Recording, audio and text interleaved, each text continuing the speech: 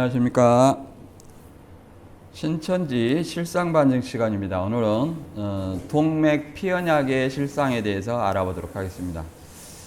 신천지 다니신 분들은 유재열 유인구 씨와 동맥을 잘라서 언약했다 이런 것을 안 들어본 사람은 없을 겁니다. 저도 강주에서 지재섭 집화장으로부터 동맥 잘라고 살 사람이 없다, 이런 어떤 말을 늘상 들어왔어요. 그래서 가장 머리에 내리 속에 오래 남은 것이 동맥 피언약이 진짜 멋지냐, 이런 어떤 생각이 많이 자리 잡았었어요. 그래서 이 피언약 실상이라는 것이 7별 실상과 같이 굉장히 중요한 것 중에 하나입니다. 물론 신앙 안 하신 분들이나 뭐 일반 신천지와 관련 없는 분들은 무슨 동맥을 잘라갖고 언약을 했다가 하냐, 그것이 성경하고 무슨 상관이냐, 물론 그 말이 맞습니다. 그러나 신천지인들에게는 이것이 굉장히 중요한 역할을 한다, 중요하게 자리 잡고 있다. 그래서 왜 이런 어떤 논리를 얘기하냐면, 이만희 씨는 모세가 짐승의 피로 첫 언약을 하고 예수님의 피로 새 언약을 한 것처럼 장막성전에 유인구 씨와 7 사자가 청계산에서 66년 5월 5일 동맥을 잘라 첫 언약을 했고, 이만희 씨의 피로 새 언약을 했다고 이렇게 주장을 합니다. 따라서 새 언약을 지키는 것은 이만희 씨의 계시의 말씀을 생각과 마음에 기록한 것이라고 주장합니다. 더 나아가서 이제 요즘에는 새 언약은 뭐냐? 계시록의 말씀이 새 언약이라고 해가지고 계시록의 말씀을 달달달 내놓은 것이 새 언약이다, 이렇게 바꿨죠. 그래서 우리가 이제 이것도 사칭입니다. 사칭하고 모방하는 건데 세 가지를 알아보도록 하겠습니다. 동맥 피언약이 첫 언약이냐, 동맥을 자른 언약이 첫 언약이냐, 그 다음에 두 번째, 7 초대 교회가 장막성전이냐, 그다음에 7 초대 교회가 뭐 장막성전이라 얘기를 합니다. 그 다음에 유인구 언약 대상이 7 교회냐, 이걸 한번 알아보도록 하겠습니다. 본문 성구는 히브리서 9장 18절에 이렇게 나와 있습니다. 이러므로 첫 언약도 피 없이 세운 것이 아니니. 그 말은 무슨 말이냐면 새 언약을 뭘로 했다? 피로 했다. 그러니까 첫 언약도 뭐로 한다? 피로 한다, 이렇게 얘기를 합니다. 그런데 이것이 신천지가 생각한 것처럼, 이만희 씨가 생각한 것처럼 뭐 동맥을 자른 피거나 이만희 씨의 사혈침을 해갖고 한 피거나 그런 피를 얘기하는 것이 아니라, 무슨 피? 성경에서 말하는 피라는 것은 죽음을 얘기해요. 죽음을 얘기한다. 예를 들어서 예수님을 어린 양이라고 했어요. 근데 6월절 어린 양이라고 했는데 6월절 어린 양의 살을 먹고 피를 문설주와 임방에 바르려면 어린 양을 어떻게 해야 됩니까? 자, 피를 설주에 바르려면 피를 빼야 돼, 안 빼야 돼요? 빼야 되고, 살을 먹으려면 그 어린 양을 죽여야 돼, 안 죽여야 돼요? 죽여야 먹을 수 있습니다. 바꿔 말하면 이 피라는 것은 곧 죽음을 의미합니다. 죽음. 성경에 있는 언어로 얘기하면 희생제사를 얘기합니다. 첫 언약도 짐승의 희생제사요, 새 언약은 예수님의 십자가의 희생제사예요. 희생제사를 피라고 얘기를 하는 겁니다. 이렇게 이만희 씨처럼 새 언약 해가지고 뭐 윤요한, 윤재명, 뭐 이재상, 신현욱, 뭐 이정석, 조대희, 이철구 뭐 이렇게 해가지고 7사람이 이만희 씨 사일침을 해갖고 새 언약 해가지고 십자가로 딱 긋어가지고 이렇게 도장 찍은 것이 새 언약이고, 동맥 자른 것이 첫 언약이 아니라 성경에서 말하는 것은 죽음, 곧 희생제사를 의미한다. 그리고 더 나아가서 이 장막성전에 7사람이 7길로 흩어져 가지고 배도했다고 했습니다. 그러면 신천지는 동일한 논리로 여러분들 생각해 보세요. 피로 언약한 새 언약 7 교육장이 자 어떻게 현재 남아있는 사람이 있습니까? 없습니까? 없습니다. 자, 윤요한은 현재 직책을 내려놓고 그 다음에 지금 비닐하우스에서 왔다 갔다 하죠. 그 다음에 윤재명은 암으로 사망하였고, 이재상은 지금 전북에서 교인으로 활동하고 있고, 신현옥은 탈퇴하여 장로고 목사가 되어 있고, 이정석은 당지어가 갖고 있고, 조대인은 성형자 전도사와 탈퇴했고, 이철구는 떠났고, 7 갈래로 흩어졌기 때문에 신천지도 배도했다 안 했다? 배도했다고 말할 수 있는 것입니다. 그 다음에 이제 첫 번째 보도록 하겠습니다. 동맥 피언약이 첫 언약이냐? 66년 5월 5일 날 청계산에서 동맥을 잘라 언약을 했는데 이것이 성경의 첫 언약이냐를 한번 알아보도록 하겠습니다. 두 번째는 이만희 씨의 새 언약은 왜 동맥을 안 잘랐냐? 첫 언약이 동맥을 잘랐다면 새 언약도 동맥을 잘라야 되는데 왜 동맥을 안 잘랐냐? 그렇게 겁이 많아가지고 어떻게 새 언약을 했는지 모르겠어요. 그 다음에 66년 언약 당시에 구성전과 장막성전 건물 이렇게 있습니다. 그래서 66년 5월 5일 날 동맥 언약을 했다. 그러니까 7뼈를 붙이려면 이때 이 구성전에다 붙여야 된다 이런 얘기였죠. 그리고 여기에서 언약했다고 하는 7사람은 누구냐?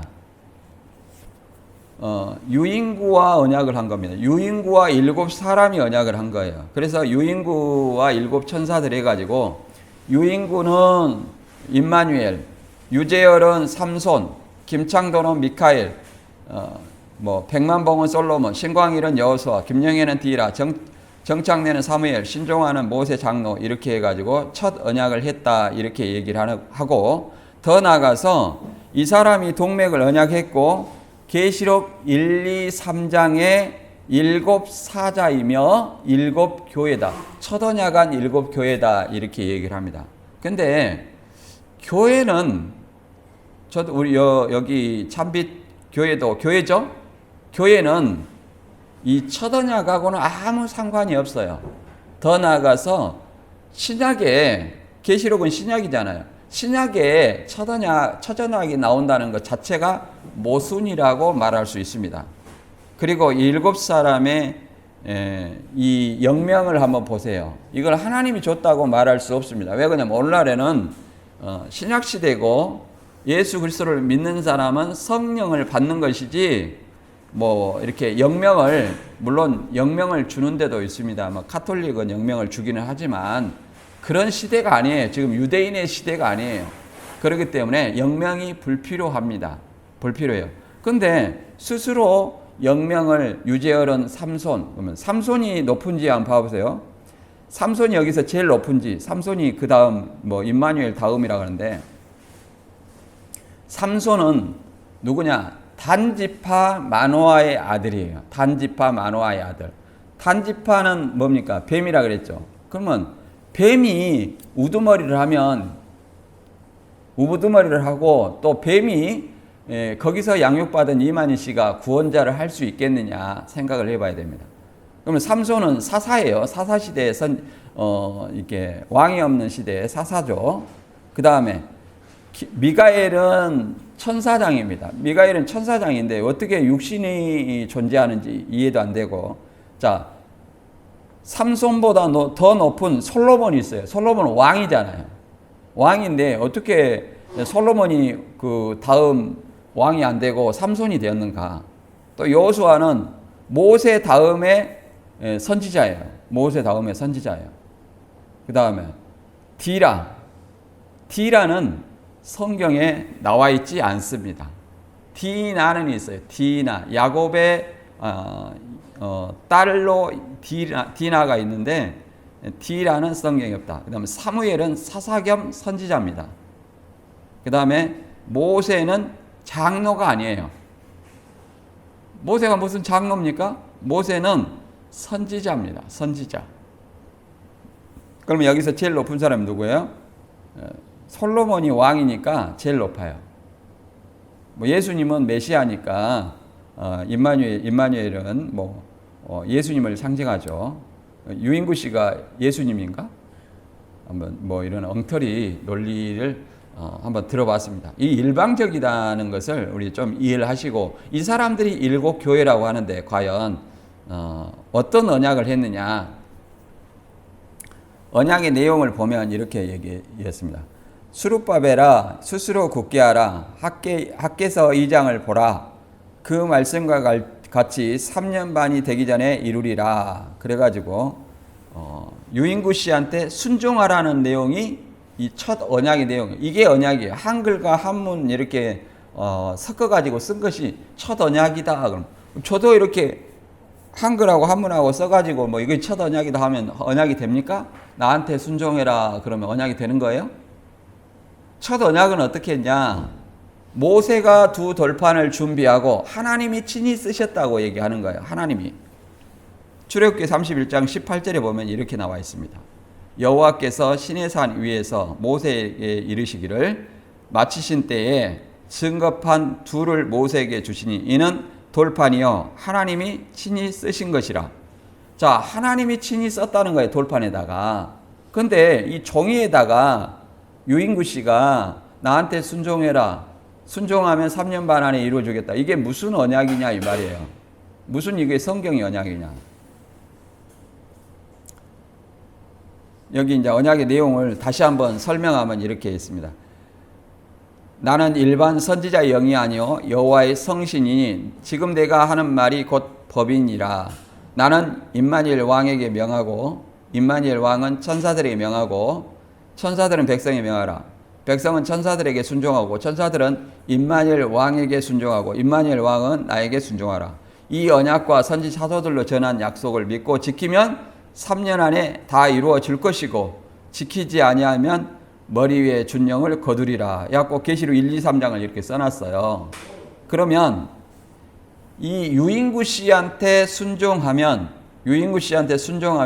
3년 안에 이루어진다. 이거 첫 언약인데 과연 계시록의 2장과 3장의 내용이 일곱 교회가 유인구 씨한테 순종하는 어떤 교회이냐, 이걸 우리가 생각을 해봐야 됩니다.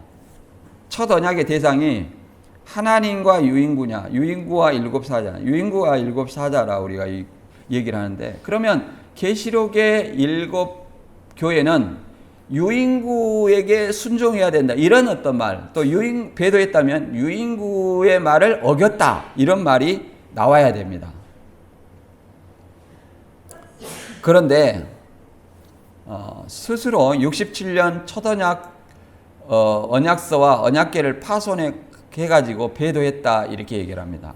그럼 67년에 일곱 교회가 배도했느냐, 이렇게 생각을 해봐야 돼요. 계시록은 AD 95년에 기록해 있고 그 당시의 소아시아 일곱 교회입니다. 그 당시에. 근데 읽어보겠습니다. 임마누엘과 천사 간 명령 불복 사건. 그러니까 이런 어떤 내용들이 계시록 2장과 3장에 있어야 돼요.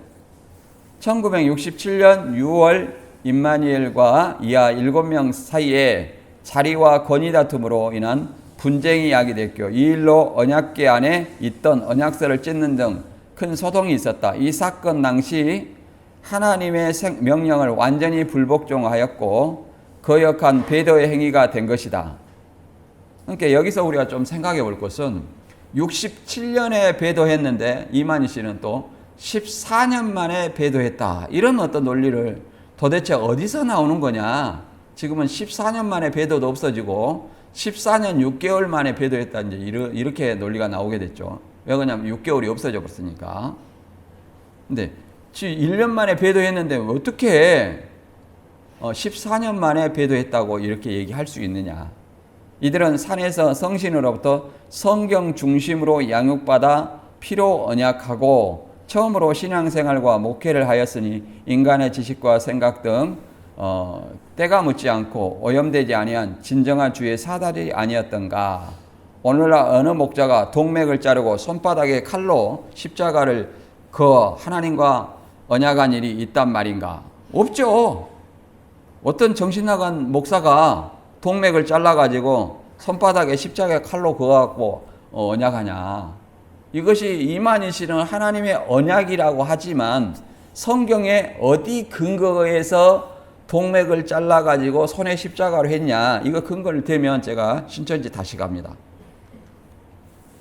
이 불순종의 일로 영원히 보존되어야 할 언약서와 언약궤가 파손되고 말했으니 어찌하여 통탄할 일이 아니겠는가. 언약서와 언약궤가 파손되었다고 얘기를 했는데 67년에 파손되었다고 했는데 75년 9월 6일 날 오평호 씨가 또 파괴한 언약궤는 뭐냐? 언약궤가 두 개였냐? 그리고 이것을 이렇게 얘기를 합니다. 에레미야 2장 13절에 내 백성이 두 가지 악을 행하였는데 생수의 근원 대신 하나님을 버린 것과 또 물을 저축치 못할 웅덩이를 판 것이라 이렇게 얘기합니다. 그런데 유인구 씨를 쫓아낸 것이 하나님을 버렸다 이렇게 얘기를 하고 또 웅덩이를 팠다 이렇게 얘기를 합니다. 그래서 웅덩이 판 것은 뭐냐? 그들이 스스로 이제 무정에 들어갔다 이렇게 얘기를 합니다. 근데 여기서는 웅덩이를 판 것은 뭘 얘기하냐면 사망 가운데 거하게 됐다. 더 나아가서 뭘 얘기하냐면 우상 숭배를 이렇게 얘기를 하는 겁니다. 웅덩이를 판 것이라고 얘기를 하는 겁니다. 이것하고 유인구 씨를 쫓아낸 것이 무슨 상관인지 여러분들은 생각해 보세요. 전혀 상관이 없어요. 자, 사령장 해가지고 이제 유재열 씨 해가지고 사령장을 이렇게 줍니다. 유재열 씨에 의해서 사령장이 있고 그 다음에 이 십자가로 이렇게 피로 이렇게 그었다고 얘기하는데 김창도 씨에 의하면은 닌겔병 2병에 담았다고 얘기하지만 이게 개피인지 닭피인지 모르겠다고 얘기를 합니다. 왜 그러냐면 이 손목을 이렇게 잘라가지고 피를 한참 발랐다 하는데 우리 보통 자살한 사람들이 동맥을 자르죠. 그걸 처치를 안 하면 대부분 죽게 돼 있어요. 근데 유인구 씨가 의사라고 얘기를 했습니다. 의사. 근데 어떻게 처치를 안 하고 그 사람들이 살아날 수 있었느냐. 김창도 씨에 의하면 자르는 흉내만 냈다는 거예요. 자르는 흉내만 냈다. 근데 지금 김창도 씨의 팔을 보면 뭐 자르는 흔적이 보입니까? 거의 보이지 않아요. 이 동맥 자른 흔적을. 근데 이 지재섭 씨나 이만희 씨는 뭐라고 하냐면 동맥 잘라갖고 살 사람이 없다고 하면서 내가 동맥을 이렇게 뭉퉁하니 봤다 이렇게 얘기를 합니다. 그러나 우리가 지금 보고 있는 사진에 보면 동맥을 어떤 잘랐다고 어떤 보입니까? 약간 실금처럼 보일 듯 말 듯 합니다. 보일 듯 말 듯 해요. 그리고 더 나아가서 서로 이렇게 잘랐다 할지라도 이것이 성경과 무슨 상관이 있느냐 이 말이야. 성경과. 이걸 가지고 동맥을 잘라 살 사람이 없다 이렇게 얘기하는데 과연 동맥을 잘라 언약하라는 명령이 있냐 성경에. 그 명령이 있다면 신천지 다시 가야 됩니다. 그러나 근거가 있어요 없어요? 없다. 성경에 근거 없다. 이만희 씨도 그러면 새 언약을 하려면 뭘 잘라야 돼요? 동맥을 잘라야 되는데 왜 자기는 안 잘랐냐? 자기는 4일침으로 해가지고 이렇게 찍찍 끄었냐? 이것도 언제까지 했냐면 92년 상반기 그 초창기까지만 이 상반이 92년 나오기 제가 92년도에 들어갔는데 나오기 전까지만 이 몇 사람이 했는 것 같더라고요. 제가 올 때 강주에 한 80여 명이 정도 있었는데 내 앞에 사람까지만 이만희 씨 피로 이렇게 지장 찍고 이렇게 언약을 했다는 거예요. 지금은 언약의 내용이 많이 달라졌죠. 그래서 성경에 그리고 이만희 씨가 또 신앙을 하면서 혈서 쓰고 신앙했다 이렇게 얘기하는데 무슨 성경에 혈서 쓰고 신앙하라고 무슨 성경에 동맥을 잘라 언약하라는 그런 내용이 있는가. 신천지 여러분들은 그런 근거 있으면 제가 신천지 자신 있게 갈 테니까 근거를 대주세요. 그럼 제가 가겠습니다. 그러면 성경에 피라는 것은 무엇을 의미하는지 성경에서 알아보도록 하겠습니다. 첫 언약은 무슨 피고 새 언약은 무슨 피인가? 이 피가 의미하는 것은 뭔가? 히브리서 9장 15절에 보면 이런 말이 있습니다. 이를 인하여 그는 새 언약의 중보니 이는 첫 언약 때 범한 죄를 속하려고 주구사 부르심을 입은 자로 하여금 영원한 기업의 약속을 얻게 하려 하심이라. 이게 예수님은 새 언약의 중보다는 거예요. 이만희가 새 언약이 아니라 예수님이 새 언약의 중보이고 첫 언약 때 범한 죄를 속하려고 첫 언약 때 범한 죄를 사하려고 예수님께서 십자가에 죽으셨다. 그래서 자기 앞으로 나온 자에게 영원한 기업, 영생을 상속하기 위해서 이렇게 새 언약을 했다. 이렇게 얘기를 합니다. 그리고 이어서 새 언약을 뭐라고 말하냐면 헬라어로 디아데케지만 그 디아데케가 언약인데 언약을 유언으로 번역을 해서 개역 한글에 해놨어요. 그 말은 이 새 언약이 무엇과 같냐면 유언과 같은 특성이 있다 그 말입니다. 자, 유언은 살아있을 때 하지만 언제 지킵니까? 사망 시점부터 효력이 발생해요. 유언은 언제부터 효력이 발생한다고요? 사망 시점부터 효력이 발생합니다. 그래서 마찬가지로 예수님도 유월절 전날 밤에 12제자와 새 언약을 했어요. 포도주와 빵으로 내가 나의 죽음을 예수님 다시 올 때까지 기념해라 이렇게 얘기했습니다. 그리고 새 언약을 세우시고 예수님 그 다음 날 유월절 날 그 다음 날 십자가에 달리셔 가지고 죽으셨어요. 그러므로 그 언약이 새 언약이 효력이 있어요, 없어요? 효력이 발생한다. 그걸 설명해 놓은 겁니다. 자, 읽어보겠습니다. 히브리서 9장 16절. 유언을 언약으로 바꿔서 읽어보도록 하겠습니다. 언약은 언약한 자가 죽어야 되나니 언약은 그 사람이 죽은 후에야 경고한즉 언약한 자가 살았을 때는 언제든지 효력이 없느니라 이렇게 말하고 있습니다. 예수님이 새 언약을 하시고 십자가에 달리셔 죽으셨기 때문에 언약은 효력이 있어요, 없어요? 있다 얘기를 합니다. 죽은 시점부터 언약의 효력이 있다. 그러면 여기서 우리가 생각해 볼 것은 유재열 씨의 첫 언약과 이만 씨의 새 언약이 과연 효력이 있는가 생각을 해보겠습니다. 유언은 유언한 자가 죽어야 되고 죽어야 된다는 거예요. 죽은 후에야 경고한다. 그러면 유재열 씨가 동맥을 잘라서 언약했는데 살았습니까? 죽었습니까? 살았다. 그러면 그 언약은 효력이 있어요, 없어요? 없다. 자, 이만 씨가 사혈침으로 이렇게 이제 십자가 이렇게 했단 말이에요. 새 언약이라고. 그 언약이 효력이 있습니까? 없습니까? 이만 씨도 살아있기 때문에 언약이 효력이 있어요, 없어요? 없다. 그럼 뭐냐? 모방을 한 거라는 거예요. 모방을 한 것이지 진짜 언약은 아니다. 성경의 언약은 아니다. 그래서 18절에 이러므로 첫 언약도 피 없이 세운 것이 아니니, 이 말은 여기서 피라는 것은 그 앞의 문맥을 통해서 보면 뭐예요? 죽음을 얘기하는 거예요. 죽음을 뭐로 표현한 거예요? 피라고 표현한 것이지 진짜 문자적인 동맥 자른 피나 혈서나 이걸 얘기하는 것이 아니다. 그래서 첫 언약에 대해서 이제 설명을 하는 겁니다. 모세가 율법대로 모든 계명을 온 백성에게 말한 후에 송아지와 염소의 피와 물과 붉은 양털과 우슬초를 취하여 그 책과 온 백성에 뿌려 이르되 이는 하나님이 너희에게 명하신 언약의 피라 이렇게 얘기했습니다. 그러면 유재열 씨 언약이 첫 언약이라 할 것 같으면 어떻게 해야 돼요? 첫째는 송아지와 염소에 피해야 되지만 동맥을 잘랐다는 거예요. 이게 맞아요, 안 맞아요? 안 맞죠? 뭐 동맥을 잘랐다고 칩시다. 그것이 이제 송아지와 염소의 피를 대체한다고 치고 누구한테 뿌려야 돼요? 양털과 우슬초를 취하여 그 언약서 책과 백성한테 뿌려야 돼요. 근데 아까 우리가 언약서를 보니까 피가 있어요, 없어요? 없죠? 그러면 그 언약 장막성전의 백성들에게 피가 뿌려져야 되는데 뿌려졌어요, 안 뿌려졌어요? 안 뿌려졌다는 거예요.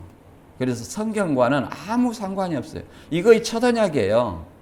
이게 첫 언약은 다시 정리하면 출애굽기 24장 7절 8절에 이렇게 얘기합니다. 다시 설명하는데 언약서를 가져 백성에게 낭독하여 들리매 그들이 가로되 여호와의 모든 말씀을 우리가 준행하리이다. 모세가 그 피를 취하여 백성에게 뿌려 가로되 이는 여호와께서 이 모든 말씀에 대하여 너희와 세우신 언약의 피라. 언약의 피라고 얘기했죠. 근데 여기서 피라는 것은 어디서 얻은 피예요? 송아지와 염소를 취해서 얻은 피를 얘기하는 거예요. 그러면 송아지와 염소는 살았을까요? 죽었을까요? 죽었죠. 예수님의 피는 뭐예요? 예수님의 피를 취하려면 예수님도 죽어야 된다는 거예요. 그래서 십자가의 희생인 거예요. 반드시 언약은 뭐가 필요해요? 희생이 필요하다. 희생 제사가 필요하다. 그러나 유재열을 죽었어요? 안 죽었어요? 안 죽었다. 이마이씨 죽었어요? 안 죽었어요? 안 죽었다. 그것은 이 깡패들도 아니고 무슨 혈서 써가지고 신앙하라는 말이 어디가 있느냐. 그래서 가짜라는 것을 알아야 되고, 두 번째, 7 금초대가 장막성전인가, 성소와 첫 장막이라고 얘기를 합니다. 첫 번째, 계시록 1장의 촛대가 성소 곧 첫 장막에 있는 7 등대를 말하는가. 그 다음에 7 촛대는 무엇이고 7 촛대를 교회라고 하는 이유는 뭐냐. 여기서 7 촛대가 교회라고 말하는 것은 성소, 지성소, 성소에 있는 7 등대를 의미하지 않는다는 걸 금방 알아야 돼요. 그리고 두 번째는 예수님 이후로 성소, 지성소를 나눌 수 있어요, 없어요? 없어요. 히브리서 9장에 성소, 지성소를 구분해 놨지만 그 자체가 성막을 설명하는 것이고 누구를 상징하는 거다? 예수 그리스도를 상징하는 거예요. 예수님이 성전이고 더 나아가서 성령을 받은 성도가 성전이에요. 우리가 성도를 지금 성소다, 지성소다 얘기를 합니까? 할 수가 없어요. 그렇기 때문에 이 촛대가 성소다, 성소에 있는 7 등대를 말한다는 것은 성경에 굉장히 무지한 거다. 이렇게 이해를 해볼 수 있습니다. 계시록 1장 20절에 내 본 것은 내 오른손에 7별의 비밀과 7 금 촛대라. 7별은 7 교회의 사자요 7 촛대는 7 교인이라. 이 촛대는 7 교회다. 7 교회는 장막성전이다. 이런 논리를 말하고 하는데, 장막성전은 여기 양쪽 옆에 뭐예요? 십자가죠? 예, 십자가가 있잖아요. 십자가 2개 그려놨죠? 유리창에다가 이렇게 건물에다가 2개가 십자가 있잖아요. 뭐, 교회입니까? 성전입니까? 교회예요, 교회. 그러면 교회가 1개예요? 7개예요? 교회가 1개죠? 장막성전이라는 이름의 교회예요. 근데 계시록에서는 몇 개의 교회예요? 7개의 교회예요. 7개의 교회. 7개의 교회다. 그래서 이것을 교회 1개로 7개를 만들자니 7사람을 7교회로 만드는 거예요. 7사람을. 그래서 여기서 이제 우리가 알아보고자 하는 것은 7 촛대는 7 교회라고 했는데 이 촛대가 성소에 있는 첫 장막에 있는 촛대냐? 그거는 아니다. 이제 스가랴 4장을 통해서 알아보도록 하겠습니다. 지금 두 감람나무 사이에 7 등잔이 있죠. 7 등대 등잔. 이걸 또 신약에서는 촛대라고 얘기를 합니다. 뭐라고 얘기하냐면 1장 13절에 보면 이런 말이 있어요. 이 촛대 사이에 인자 같은 이가 발에 끌리는 옷을 입고 가슴에 금띠를 띠고. 이게 예수님이 오른손에 7별을 들고 촛대 사이에 왕래한다. 이제 이것의 의미를 알아봐야 돼요.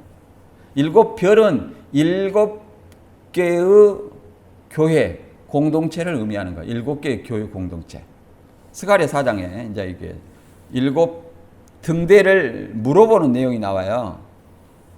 그가 내게 묻되 내가 무엇을 보느냐? 내가 대답하여 내가 보니 순금 등잔대가 있는데 그 위에 기름 그릇이 있고 또 그 기름 그릇 위에 7 등잔이 있으며 그 기름 그릇 위에 있는 등잔을 위해서 7 칸이 있고 7 칸이 이렇게 있고 위에 7 등잔이 있다는 거예요. 그러니까 불을 붙일 수 있는 등잔이 있다. 여기에다 올리브 기름을 넣으면 7 칸이 딱 통하게 돼 있어요.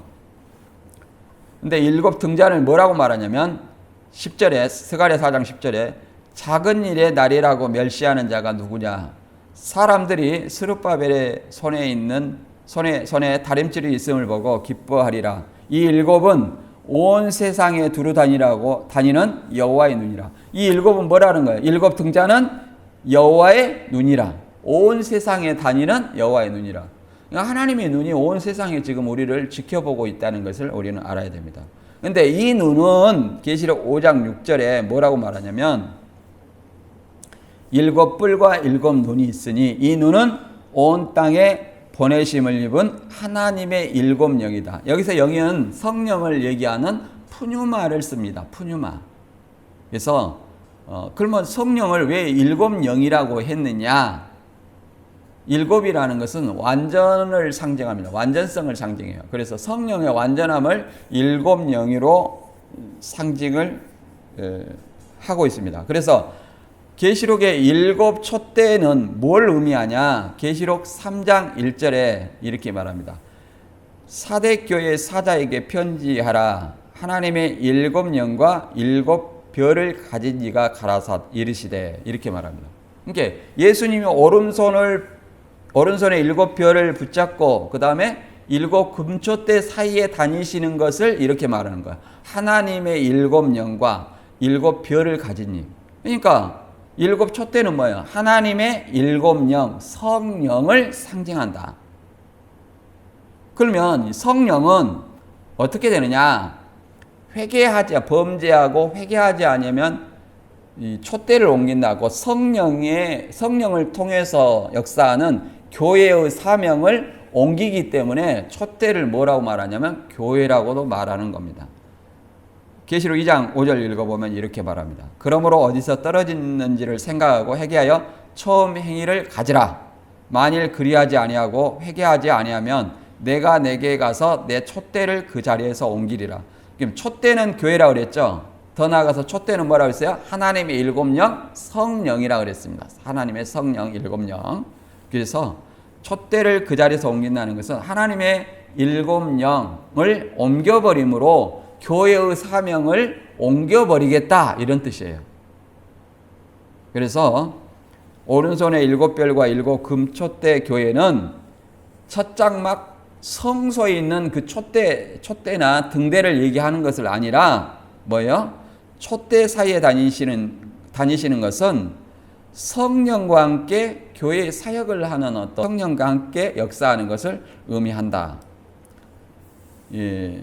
이제 이게 성소와 지성소의 역사라고 주장하는 그림을 이렇게 한번 보면 유인구가 언약궤가 있는 지성소의 역사라고 유인구도 언약궤가 있는 지성소의 역사라고 자신을 주장했다. 신천지는 유인구 씨와 유재열 씨가 성소 첫 장막의 역사라고 얘기하지만 그거는 일방적인 주장이다. 왜냐? 봐보세요. 이 등대는 어디가 있었어요? 성소 첫 장막에 있었지만 그 다음에 여기 언약궤는 어디가 있어요? 휘장 뒤에 있는 지성소 둘째 장막에 있었다. 이렇게 우리가 알아볼 수 있습니다. 그러면 이 언약궤 안에 핵심은 뭐냐면 두 돌판이에요. 하나님께 받은 두 돌판. 두 돌판인데 유인구 씨가 쓴 너희는 나한테 순종해라. 순종하면 3년 반 안에 이루어주겠다. 이 언약서가 아니라는 거예요.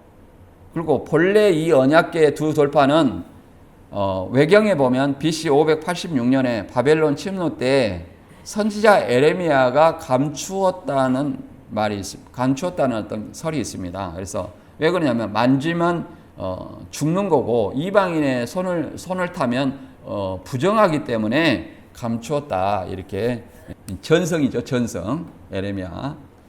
그다음에 과연 이 언약궤가 유인구 씨가 있는 곳이 첫 장막이고 성소라면 언약궤가 없어야 되죠. 그런데 이 유인구 씨 지금 결혼 주례를 보고 있는데 우측에 보면은 언약궤가 있어요, 없어요? 있죠. 언약궤가 있다는 것은 자신을 뭐라고 얘기했다는 겁니까? 유인구 씨는 언약궤가 있는 지성소의 역사라고 주장을 한 것이지 결코 우리는 등대가 있는 성소의 역사라고 첫 장막의 역사라고 주장하지 않았다. 그러니까 이제 신천지는 이렇게 얘기합니다. 구약에는 언약궤가 지성소에 있었지만 오늘날 재림 때는 이루어질 때는 언약궤가 첫 장막에 있다. 이런 헛소리를 하는 거예요. 이런 헛소리를. 그리고 또 더 나아가서 히브리서 9장에 보면 언약궤 안에 두 돌판과 아론의 쌍난 지팡이와 만나를 담은 금 항아리가 있는 것처럼 얘기하지만 열왕기상 8장 9절에 보면 이렇게 말하고 있습니다.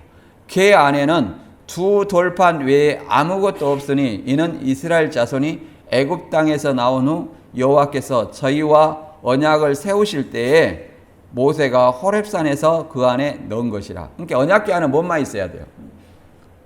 두 돌판만 있어야 돼요. 그러니까 종이로 유인구한테 순종하라는 것도 없고, 그 다음에 아론의 쌍난 지팡이도 없고, 언약의 돌판도 없고, 그 다음에 뭐가 있어요? 그림과 상장도 없다는 거예요. 다 가짜다. 언약궤가 뭐 있냐 이렇게 말합니다. 구성전이 협소하여 새로 지은 장막성전 내부 단상의 모습. 왼쪽 원은 초막에서 피로 언약할 당시 기록한 언약의 내용이 담긴 언약서를 넣어둔 언약궤이다. 성전 안에서 유인구 씨가 결혼 주례를 하고 있는 기념 촬영하는 모습이다. 언약궤 속에는 언약 당시 하나님과 언약한 언약서와 한상을 보고 그린 그림들도 있으며 유재열 씨 학창시절 기계체조 선수로서 금메달, 은메달, 동메달들과 상장들도 있었으며 정창래 씨가 새벽 예배 때 가끔 꺼내어 보여주며 간증하기도 했다. 이렇게 얘기합니다. 무슨 언약궤 안에는 뭐가 있어요? 두 돌판만 있는데 뭐가 있어요? 금메달, 은메달, 동메달, 상장, 그림. 이게 언약궤냐? 이게 사이비는 이게 성경과 전혀 상관없는 것을 믿게 한다. 가짜다. 그래서 일곱 촛대를 교회라는 것은 이 첫 장막의 등대와 아무런 상관이 없다. 오늘날은 예수님이 성전이고 성령을 받은 성도가 성전이기 때문에 첫 장막, 둘째 장막, 성소, 지성소를 구분할 수 없기 때문에 이걸 성소에 있는 첫 장막에 있는 촛대라고 생각하는 것은 굉장히 잘못된 것이다. 세 번째, 유인구 언약 대상이 일곱 교회인가? 유인구 언약 대상이 일곱 교회인가? 계시록 1, 2, 3장의 교회가 유인구 씨와 언약했냐? 이걸 알아봐야 돼요. 왜 그러냐면 이만희 씨의 말을 들어보면 계시록 2장과 3장의 그 내용이 유인구 씨와 언약한 내용이라는 거예요. 배도한 일곱 교회, 배도한 일곱 사자. 그래서 계시록 2장과 3장의 일곱 교회가 유인구 씨의 말을 어겨서 배도했는가? 이걸 우리가 알아봐야 돼요. 우리가 언약의 내용이 뭡니까? 유인구 씨에게 순종하면 3년 안에 이루어준다. 이런 내용이에요. 유인구 씨한테 순종하면. 이게 첫 언약인데, 그러면 계시록의 내용은 유인구 씨의 말을 어겼다는 말이 나와야 돼요. 계시록 3장 1절. 사대교회 사자에게 편지하기를 하나님의 일곱 영과 일곱 별을 가진 이가 가라사대 내가 내 행위를 아노니 내가 살았다 하는 이름을 가졌으나 죽은 자로다. 그러면 일곱 영과 일곱 별을 가진 이가 가라사대. 그러면 일곱 영과 일곱 별을 가진 이가 누구여야 돼요? 유인구 씨가 돼야 되는데 누구예요? 여기서 말하는 이는 예수님이라는 거예요. 그러면 일곱 교회는 예수님과 언약한 일곱 교회라고 말할 수 있는 것이지 유인구 씨와 언약한 일곱 교회라고 말할 수 있습니까? 없다. 두 번째, 3장 7절에 빌라델비아 교회 사자에 편지하기를 걸어가고 진실하사 다윗의 열쇠를 가진 이 곧 열면 닫을 사람이 없고 닫으면 열 사람이 없는 그이가 가라사대. 그러면 다윗의 열쇠를 가진 이가 유인구 씨냐 예수님이냐? 예수님이에요. 곧 열면 닫을 사람이 없고 닫으면 열 사람이 없는 그이 누구예요? 유인구 씨입니까? 예수님입니까? 예수님이죠. 그러니까 계시록 2장과 3장은 유인구 씨와 언약한 사람이 아니라 누구예요? 예수님과 언약한 일곱 교회다. 또 계시록 3장 8절에 누구의 말을 거역치 않고 누구의 말을 배반치 아니했는가 이걸 우리가 알아봐야 됩니다. 여기 신천지의 말에 따르면 유인구의 말을 배반하지 않아야 되는데 과연 그런지 3장 8절에 볼지어다 내가 내 앞에 열린 문을 두었으되 능히 닫을 사람이 없으리라. 내가 내 행위를 아노니 내가 적은 능력을 가지고도 내 말을 지키며 내 이름을 배반치 아니하도다. 내가 내 앞에 열린 문을 두었으니 그럼 여기서 내가는 누굽니까? 내가 유인구입니까? 예수님입니까? 예수님이죠. 내가 내 행위를 하니 유인구가 7개의 행위를 한다는 거예요? 유인구 씨의 말을 지키며 유인구 씨의 이름을 배반치 아니했다는 겁니까? 누구예요? 여기서 나라는 사람은 누굽니까? 예수님이다.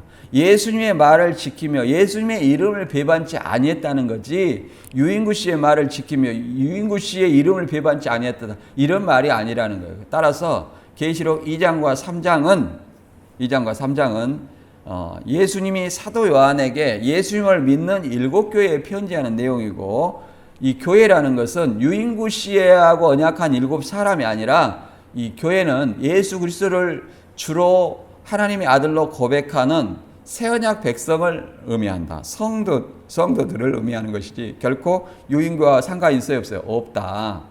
그 다음에 유인구와 언약한 7교회의 사자가 관계가 있냐 이렇게 보도록 하겠습니다.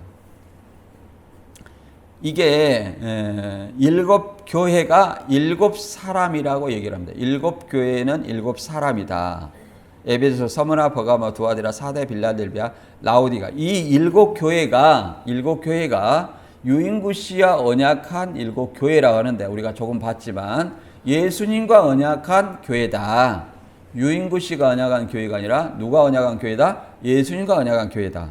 그러니까 이것을 사칭하기 위해서 7뼈를 이 건물에다 달아가지고 7뼈를 사칭하는 거예요. 7교회 공동체를. 왜 사칭이냐?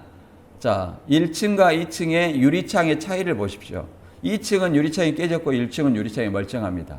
2층은 그 색깔의 차이를 또 보십시오. 2층의 색깔은 이제 탁하고 우중충하지만 1층은 밝습니다. 그래서 누가 봐도 이것은 합성이라 조작이다 이걸 이해를 할 수 있어요. 그래서 이 7사람이 과연 7교회가 될 수가 있느냐? 7사람이 흩어져 있을 때냐 모여 있을 때냐 우리가 봐보세요. 7갈래로 흩어져 있을 때 7교회라면 장막성전이라는 곳에 7뼈를 붙일 수 있어요 없어요? 없다. 그래서 더 나아가서 계시록 2장과 3장에 7교회와는 상관이 없고 더 나아가서 함께 있을 때 7교회를 상징한다. 그 말은 함께 있을 때라면 이 교회 자체가 71년 3월 14일 날 완공된 건물이에요. 그러면 71년도에는 이미 유재열 씨를 배도하고 유인구 씨를 배도하고 뭐예요? 4명이 이탈했다는 거예요. 시한부 불발 때야 4명이 이탈해가지고 7뼈를 붙일 수 있어요 없어요? 없기 때문에 계시록 2장과 3장의 7교회와는 아무런 상관이 없다. 여기 나와 있죠. 7사람이 7교회다.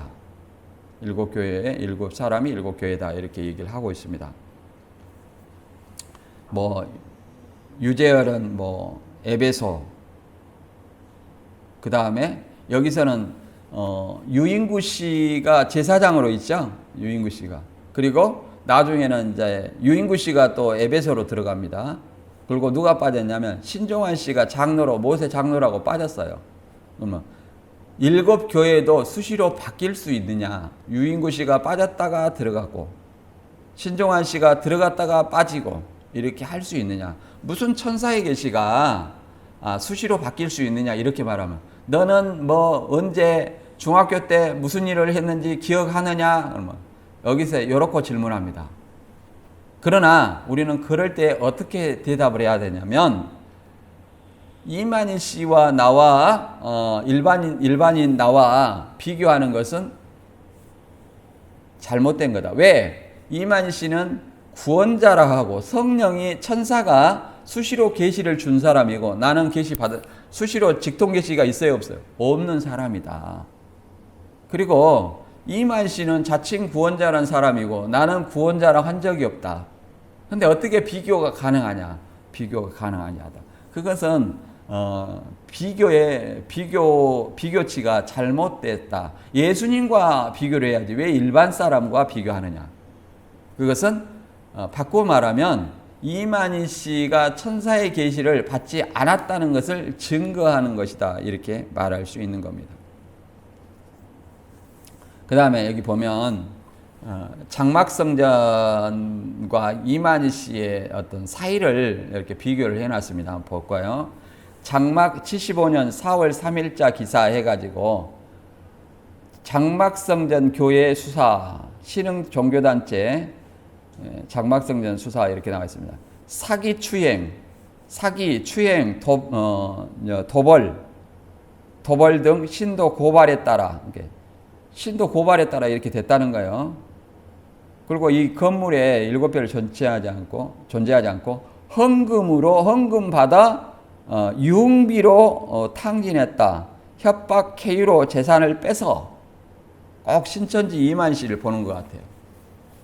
이렇게 해가지고 유재열 씨는 75년 9월 6일 날 감옥에 가고 오평호 목사가 장막성전에 당회장을 맡게 됩니다.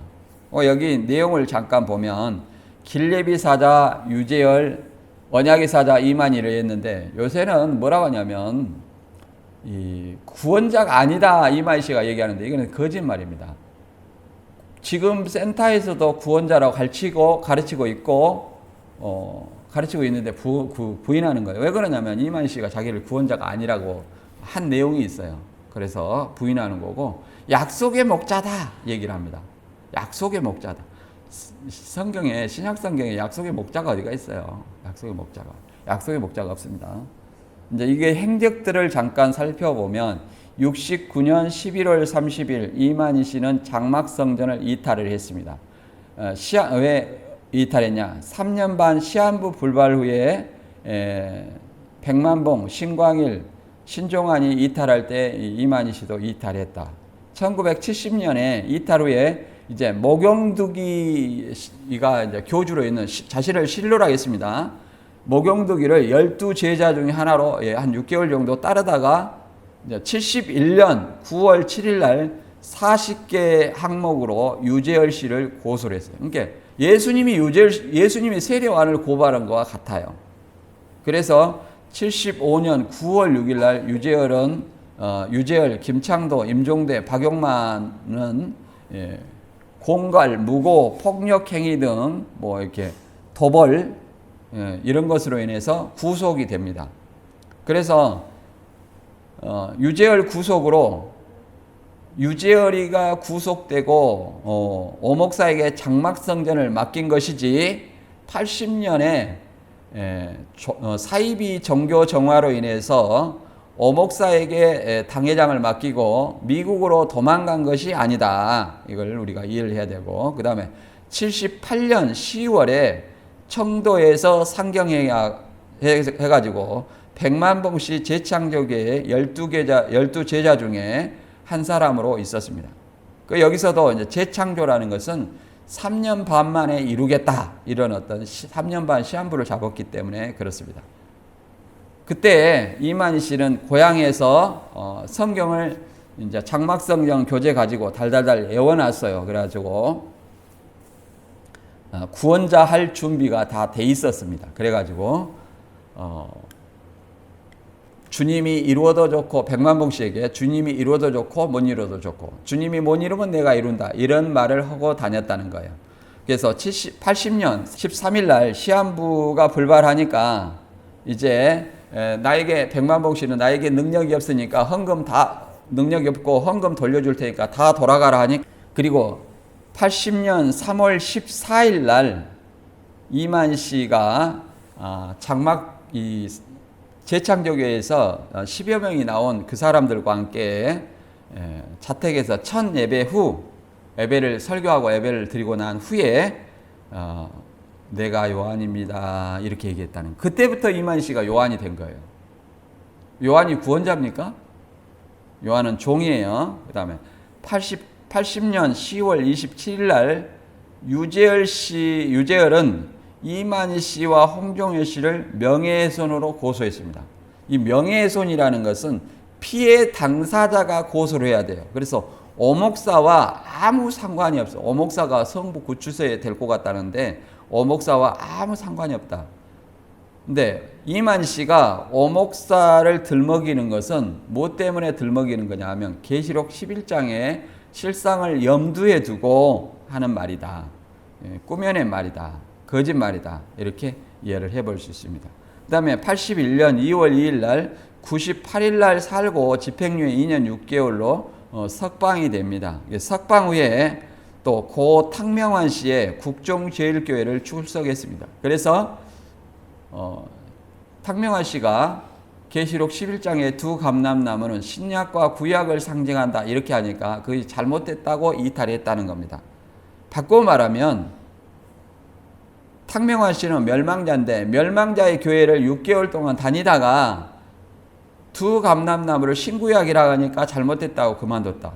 잘못됐다고 그만둘 때까지는 탁명환 씨를 참 목자로 인정했다는 사실이 중요한 거예요. 그러니까 신천지는 또 뭐라고 하냐면 그냥 멸망자가 어떻게 하는지 염탐하러 갔다 이렇게 얘기하지만 이만 씨의 말에 의하면 염탐이 아니라 두 감람나무를 신구약이라 하기 전까지는 뭘로 믿었다? 참 목자로 믿었다는 사실이 중요한 겁니다. 그 다음에 2021년 8월 달부터 11월 12일까지 해가지고 103일간 수감됐고 병보석으로 석방이 됐습니다. 그래서 103일 살고 104일 만에 석방이 됐죠. 그래서 횡령과 업무방해로 징역 3년, 집행유예 4년, 집행유예 5년, 그 다음에 준법 수감 80시간을 하고 이제 감옥에서 이렇게 최종 확정이 됐습니다. 대법원에서. 이때 신천지는 계시록 18장에 바벨론과 싸워서 이겨야 된다. 그 다음에 신천지에도 환란이 있다. 이것이 세상의 환란인 줄 알았는데 신천지에서 환란이 있다. 이런 어떤 말로 넘어갔습니다.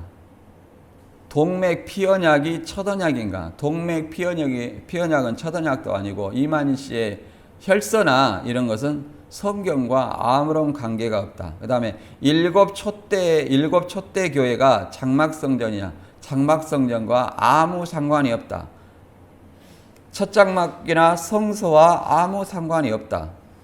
오늘날에 성서, 지성서, 첫 장막, 둘째 장막 구별은 없다. 왜? 예수님이 솔로몬 성전의 실체이며 더 나아가서 성령을 받은 성도가 성전의 실체이기 때문에 그렇다. 그 다음에 세 번째, 유인구 언약 대상이 7교회인가? 유인구 언약 대상이 7교회가 아니라 7교회에는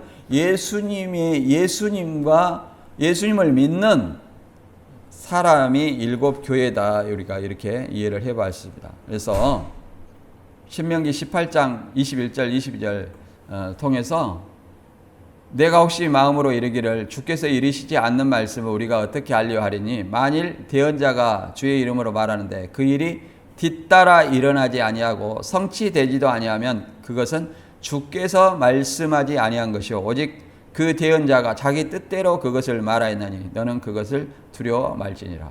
이게 항상 말하는 것이 이루어져야 된다. 그러면 하나님이 보낸 대언자가 안 이루어지면 대언자가 아니다. 자기 뜻대로 말한 것이다. 이렇게 얘기를 합니다. 그래서 동맥 피언약이 실상이냐? 아니다. 그리고 이 동맥으로 첫 언약, 새 언약이 아니라 짐승의 피로 첫 언약을 했고 예수님의 피로 새 언약을 했다. 여기서 유재열 피나 또 이만희 씨 피가 절대 성경에 근거 있는 것이 아니다. 우리가 이렇게 알아봤습니다. 그래서 신천지 여러분 항상 성경을 통해서 객관적인 진리를 판단하시고 신천지가 과연 맞는 것인지 성경대로 신앙하는 것인지 알아보시고 확인하고 나오시길 바랍니다. 오늘 말씀 여기서 마치고 다음 시간에 다른 주제로 찾아뵙겠습니다. 감사합니다.